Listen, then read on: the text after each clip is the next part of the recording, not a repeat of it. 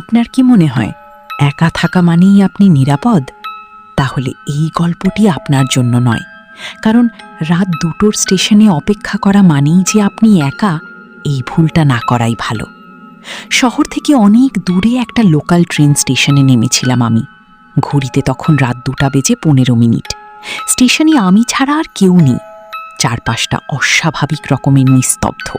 স্টেশনের ঝাপসা হলুদ আলোটা মিটমিট করে জ্বলছে আর নিভছে। হঠাৎ কানের কাছে একটা খসখস শব্দ হলো। মনে হলো কেউ খুব কাছ থেকে আমার ঘাড়ের ওপর গরম নিঃশ্বাস ফেলছে। আমি সাথে সাথে পিছনে ঘুরলাম, কিন্তু কিছুই নেই, শুধু একটা পুরনো খবরের কাগজ বাতাসে উঠছে। ভাবলাম মনের ভুল। ঠিক তখনই প্ল্যাটফর্মের একদম শেষ প্রান্ত থেকে ট্রেনের হুইসেল শোনা গেল।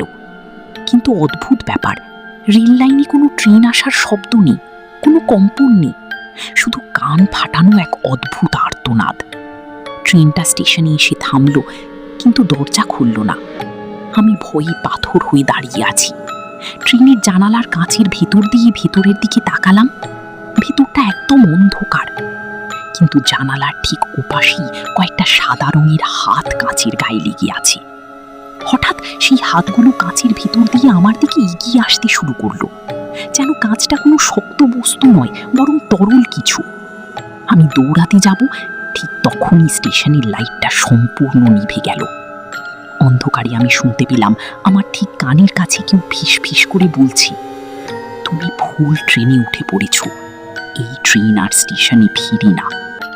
আমি চোখ বন্ধ করে দাঁড়িয়ে রইলাম। পরদিন সকালে যখন চোখ খুললাম, আমি দেখি আমি সেই পরিত্যক্ত রেল লাইনের ঠিক মাঝখানে শুয়ে আছি, যেখানে গত 20 বছর আগে একটা ভয়াবহ ট্রেন দুর্ঘটনা ঘটেছিল। আর আমার পকেটে রাখা মোবাইলটাতে একটা নতুন মেসেজ, পরের বার আর একা আসো না। রাতের রাস্তা কখনো একা পার হবেন না, কারণ কি জানি, হয়তো আপনার পাশে কেউ হেঁটে চলেছে, যাকে আপনি দেখতে পাচ্ছেন না। সাবধানে থাকবেন। বন্ধুরা, ভিডিওটি যদি আপনাদের ভালো লেগে থাকে তাহলে অবশ্যই লাইক, কমেন্ট এবং সাবস্ক্রাইব করতে ভুলবেন না। ধন্যবাদ।